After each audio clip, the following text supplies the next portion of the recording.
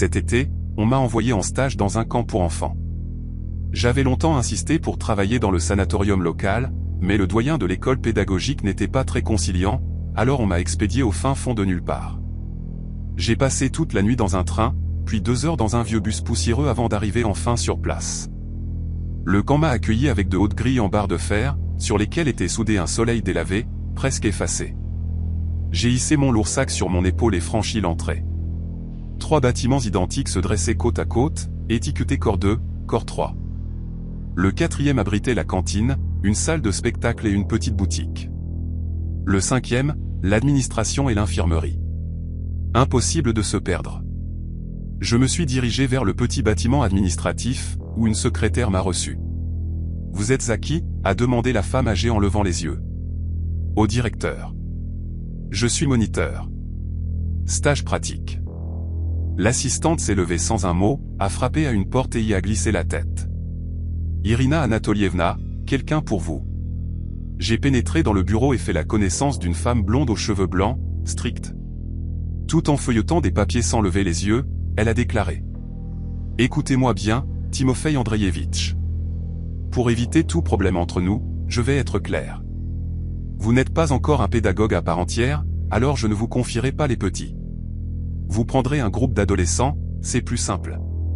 Votre mission principale, veiller à ce que personne ne boive, ne fume, ne tombe enceinte ou ne quitte le camp sans permission. S'il n'y a aucun incident, je validerai votre stage, et vous toucherez un salaire complet pour le mois.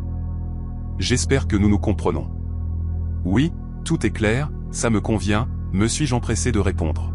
« Alors, allez vous installer. Votre corps de logement est le 3e, 2e étage. En cas de question, adressez-vous à la secrétaire ou au moniteur en chef. Je suis monté à mon étage. Un long couloir sombre, bordé de portes. La dernière était la mienne. 2 lits aux couvertures usées, une table de nuit, une télé. Pendant que je prenais ma douche, un colocataire est apparu, un grand gars maigre aux cheveux attachés en chignon, qui regardait par la fenêtre. « Oh, tu es le 2e moniteur ?» ai-je demandé en m'essuyant la tête avec une serviette. « Oui, je m'appelle Ivan », a-t-il répondu en me tendant la main.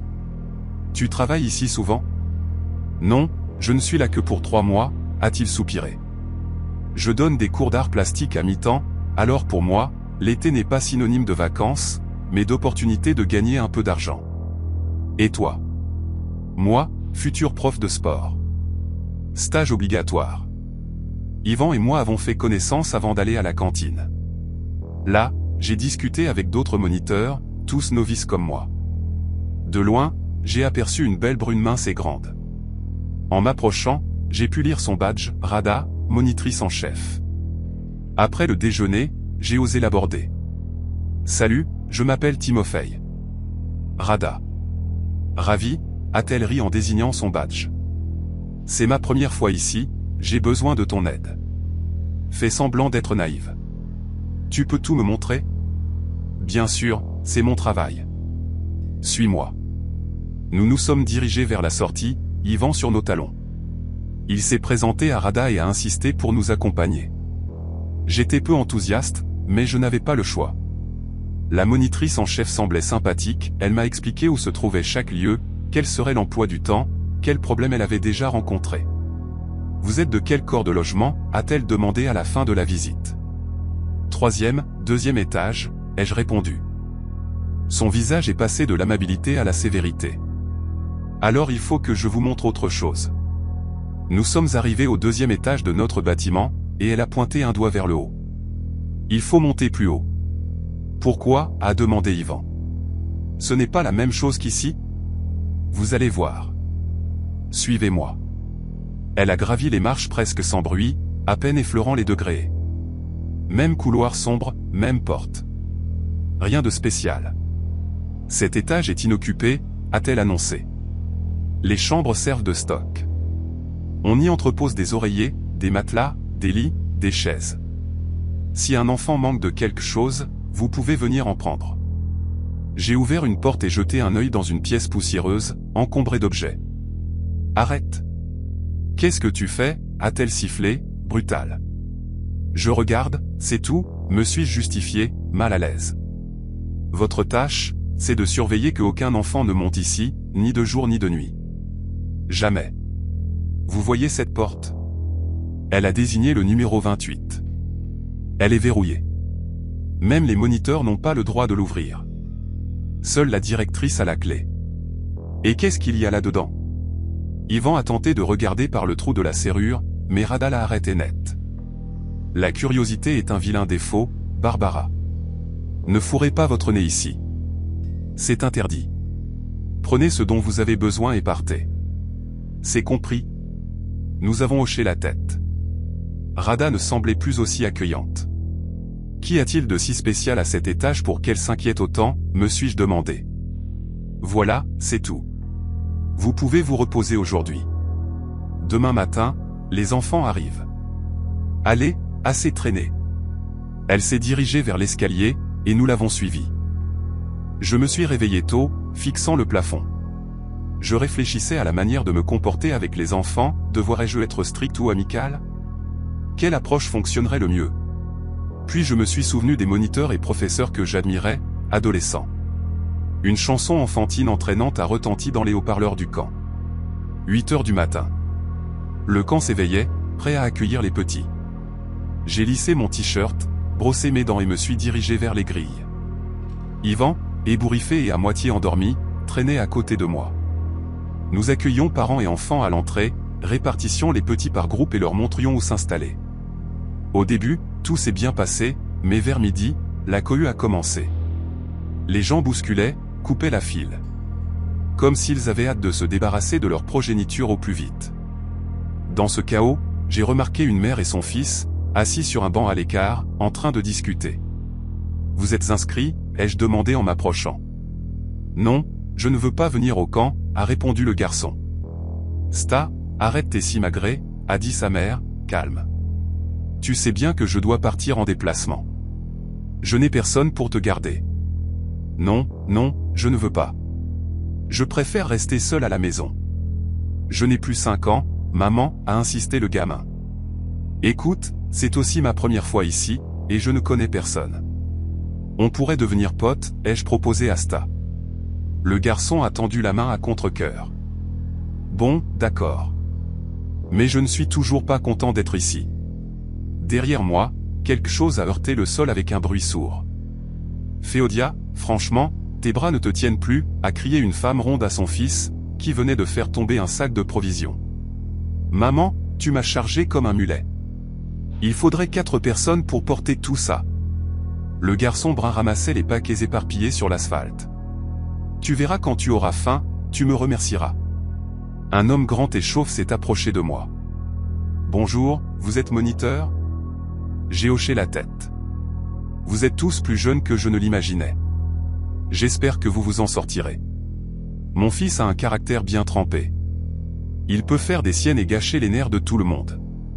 Si jamais il déconne, tenez-moi au courant. » Il m'a tendu la carte de visite d'un cabinet d'avocats. « Oui, je sais, son numéro est dans le dossier, mais prenez-la aussi. » J'ai glissé la carte dans ma poche et inscrit ces 3 garçons dans mon groupe. Puis je les ai installés dans une chambre et suis retourné vers les grilles. La journée était torride. J'étais en sueur, affamé. Yvan, l'autre moniteur, avait l'air aussi épuisé que moi. Ce n'est qu'en fin d'après-midi que le flot de monde s'est tari. Sans même avoir le temps de me laver, nous avons emmené notre groupe dîner. Vers 21h, j'ai réuni tout le monde dans le hall pour faire connaissance. Bon, les enfants, moi c'est Timofey. Lui, c'est Yvan, ai-je désigné mon collègue. Nous sommes vos moniteurs pour ce séjour. J'ai longuement expliqué les règles, tenté de les captiver, mais certains ne quittaient même pas leur téléphone des yeux. À un moment, Yvan a pris la parole. « Attention, je... » Devinez le prénom de la personne assise à votre droite. On commence par la fille en t-shirt bleu. À ma surprise, les ados ont adhéré à l'idée et commencé à faire connaissance. Moi, j'essayais de retenir leur nom. Après l'extinction des feux, j'ai vérifié que tout le monde était à sa place, puis je suis allé regarder la télé. Yvan dormait déjà quand, vers 1h du matin, j'ai entendu des chuchotements. Pieds nus, je suis sorti de la chambre et me suis faufilé dans le couloir, tendant l'oreille pour localiser les voix. Elle venait de la chambre 17. J'y suis entré. Qu'est-ce qui se passe? Pourquoi vous ne dormez pas? Je comprends qu'un coucher à 22 heures, pour des ados, c'est tôt. Alors jusqu'à minuit, je ne dis rien. Mais les gars, un peu de conscience, quand même. On vous entend depuis l'autre bout du couloir. Désolé, a marmonné Sta. On se racontait juste des histoires de peur, et on a crié pour faire plus flipper.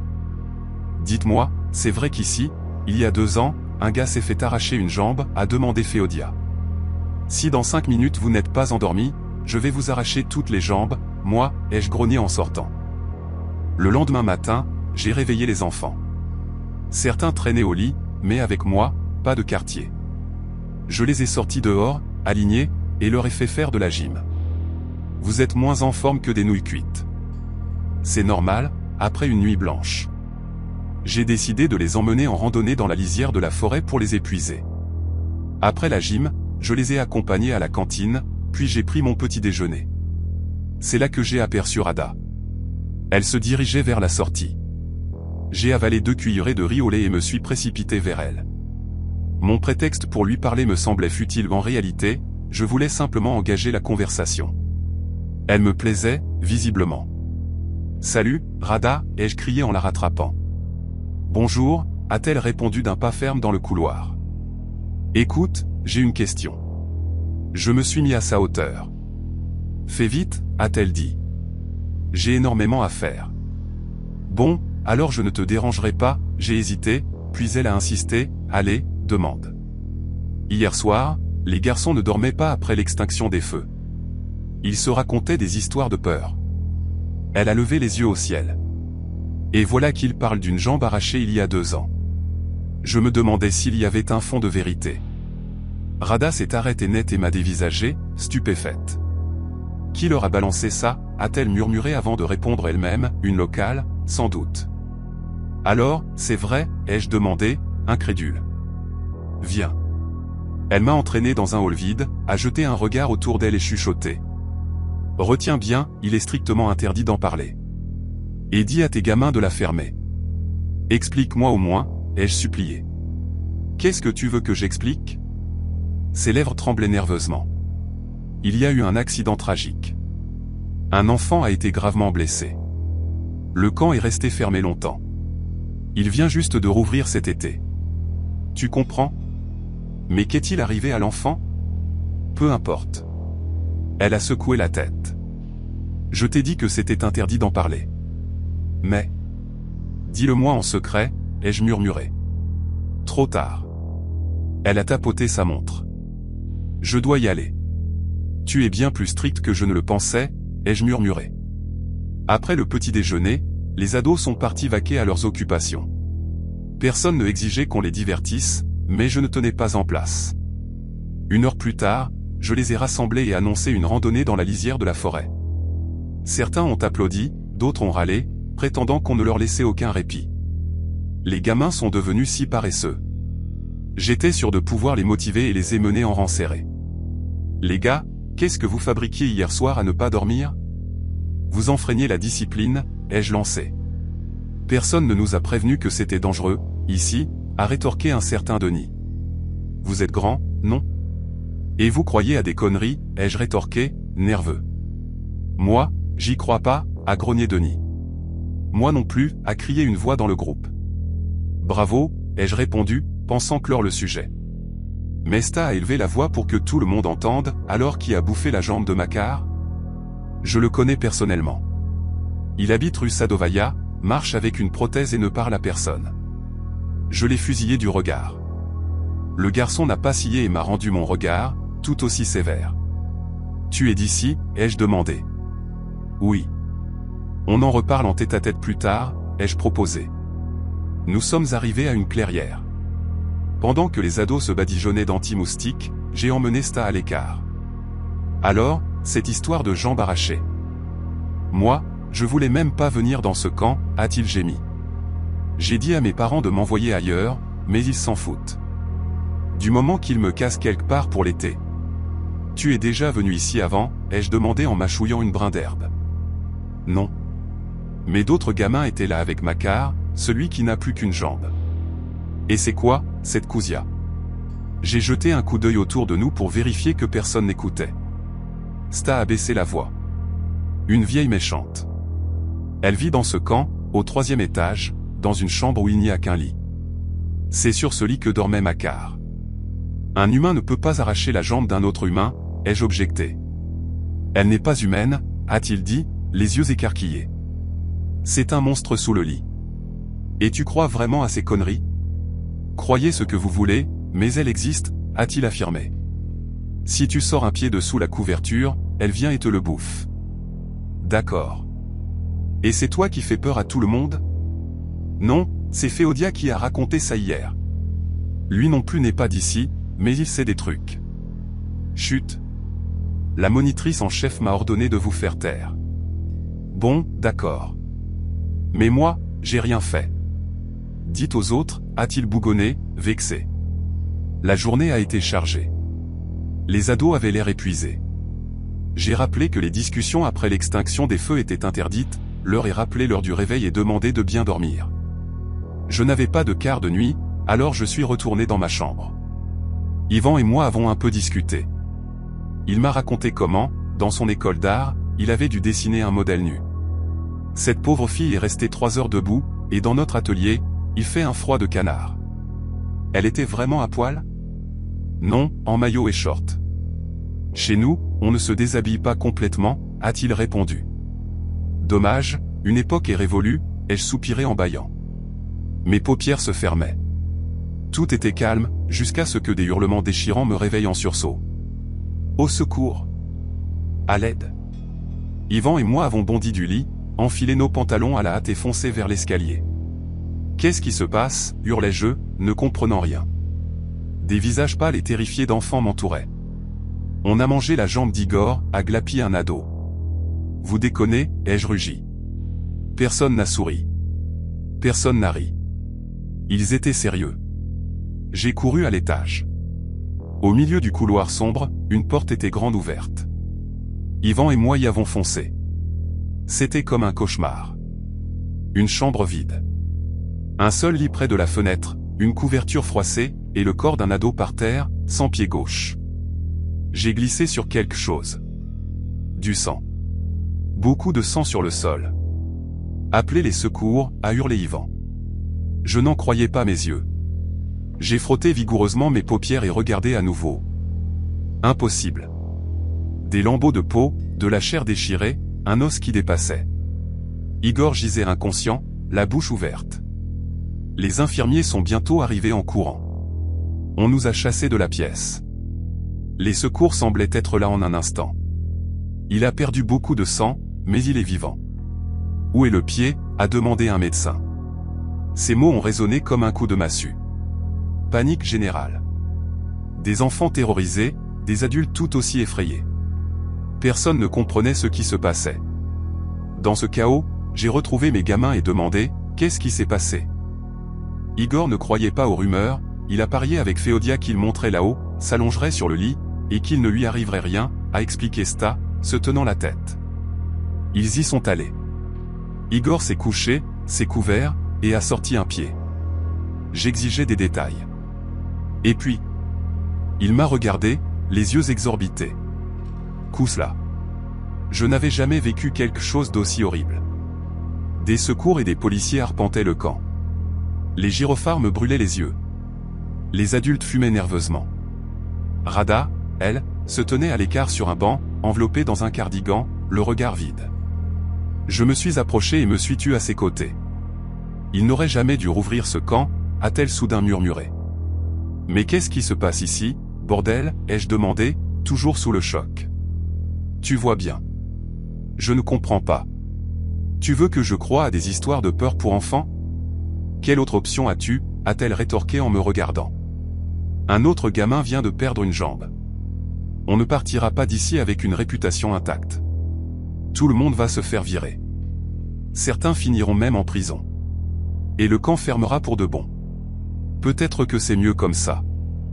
Dans cette atmosphère de folie, j'ai involontairement accepté comme vérité tout ce que j'avais entendu auparavant. Kouzia, la terrible vieille femme sous le lit, qui sort pour croquer des jambes. Putain de merde.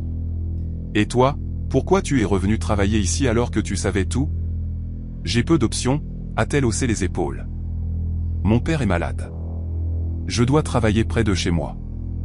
Il n'y a pas d'autres emplois ici. Cela, je pouvais le comprendre. Mais la logique des autres m'échappait totalement. Donc, au 3e étage, il y a un lit sur lequel un gamin s'est fait arracher les jambes. Et on l'a laissé là pour les beaux souvenirs? Un esprit maléfique est lié à cet endroit, a-t-elle répondu comme si elle récitait un texte. Si on jette le lit, l'esprit ira où il voudra. Et pourquoi ne pas l'avoir traîné dans un hangar dont personne ne sait l'existence? Impossible, a-t-elle secoué la tête. Il y a 2 ans, après l'accident, une sorte de sorcière ou de guérisseuse est venue ici. Bref, elle a fait des passes, dit qu'on ne pouvait pas chasser l'entité. Juste l'affaiblir et l'enfermer. Elle a ajouté que l'entité aimait cette pièce, alors elle l'y a confiné. Et on a mis le lit là-bas. Il aurait peut-être fallu prévenir les gens, non? Même il y a quelques jours, j'aurais ri de ça, ai-je admis. Où les gamins ont-ils trouvé la clé? Nulle part. Ils disent avoir forcé la serrure avec des ciseaux, a répondu Rada. J'ai secoué la tête. Quelle sécurité de merde. La direction n'a pas pris ça assez au sérieux. Résultat. Demain, tous les enfants rentreront chez eux. J'espère qu'on ne nous retient pas trop longtemps. C'est l'horreur, ai-je murmuré. Cette nuit-là, impossible de dormir. Des gens compétents nous ont interrogés 1000 fois, nous menaçant de sanctions. Quelles sanctions, me suis-je dit. Comme si on avait le choix des plaisirs. Je ne parvenais pas à intégrer ce qui s'était passé, ni dans ma tête ni dans mon cœur. Un ado de mon groupe avait perdu un pied. Après ça, la vie ne pourrait plus être comme avant. Le lendemain, tous les enfants ont quitté le camp. Le dernier bus est parti à 19 h, mais personne ne nous a dit quand nous pourrions rentrer. Seul Yvan avait réussi à négocier et s'était tiré. Les autres moniteurs étaient restés à leur poste. Personne ne parlait. Personne n'osait demander quand on pourrait rentrer chez soi. Après un dîner tardif et frugal, tout le monde s'est dispersé en silence dans les bâtiments. Longtemps, j'ai fixé le lit vide d'Yvan. La nuit était tombée. Il ne restait qu'une faible lampe. Tout était calme, puis des grincements métalliques ont retenti à l'étage. Comme des ressorts qui jaillissent d'un matelas. Ça venait clairement de l'étage supérieur, où il n'y avait personne. Je me suis levé et suis descendu au rez-de-chaussée. Dans une des chambres, Rada s'était installée. J'avais envie de lui parler. J'ai frappé et chuchoté, « Rada, tu dors ?»« Qu'est-ce que tu veux ?» a-t-elle répondu de l'autre côté de la porte. « Tu ouvres ?»« Non. »« Qu'est-ce que tu veux ?» Les bruits étaient audibles même au 1er étage. « Tu entends ? Il se passe quelque chose là-haut. »« Timofey, arrête de dramatiser », a-t-elle crié. La sorcière Vidounia a dit que l'entité était piégée. Elle ne peut pas s'échapper. J'ai la trouille, ai-je avoué. Et moi, je suis ta maman, peut-être? Va dormir. Quelle femme dure. Que faire d'autre? Je suis retourné dans ma chambre, me suis enfermé à clé et couché. J'ai tiré la couverture jusqu'au menton, enroulé mes pieds et les ai plaqués contre le mur. Kuzia ne sortira pas, tout ira bien, me répétais-je mentalement. Je n'avais pas sommeil. Comment en suis-je arrivé là? La nuit précédente m'avait épuisé. À peine avais-je fermé les yeux qu'un cauchemar angoissant a surgi. Et soudain, j'ai senti un souffle brûlant sur ma cheville. J'ai ouvert les yeux, mon pied dépassait dessous la couverture, pendant dans le vide, et une face horrible me fixait. Une femme aux cheveux en bataille, la bouche démesurée, fendue d'une oreille à l'autre. Elle a ouvert une gueule pleine de dents acérées comme des lames. Aïe! J'ai retiré ma jambe in extremis. La créature a mordu dans le matelas et le cadre métallique du lit. Au secours, ai-je hurlé à plein poumon. Le monstre a toussé, m'a jeté un regard haineux et a disparu sous le lit. Les autres moniteurs défonçaient déjà ma porte. Elle était toujours verrouillée, tout comme la fenêtre. Comment ce truc est entré? J'avais trop peur de descendre du lit, terrifié à l'idée qu'elle me saute dessus. Mes collègues ont dû forcer la serrure. Quand ils ont regardé sous le lit, il n'y avait plus personne. La vieille horreur avait disparu, mais je n'ai pas eu à prouver quoi que ce soit, le matelas déchiré et les traces de dents sur le métal parlaient pour moi. Peut-être que l'entité était bien enfermée dans sa prison, mais après s'être repue de chair vivante, elle avait retrouvé des forces et pu s'échapper. Voilà ce que je pense. Dans la chambre 28 du 3e étage, il ne restait plus que les débris du lit. Mais la serrure était intacte. Apparemment, murs et portes closes ne sont pas un obstacle pour Kouzia. Le lendemain, on nous a enfin autorisés à rentrer. Un mois a passé depuis, et je n'arrive toujours pas à dormir normalement. J'ai peur de sortir un pied dessous la couverture par accident.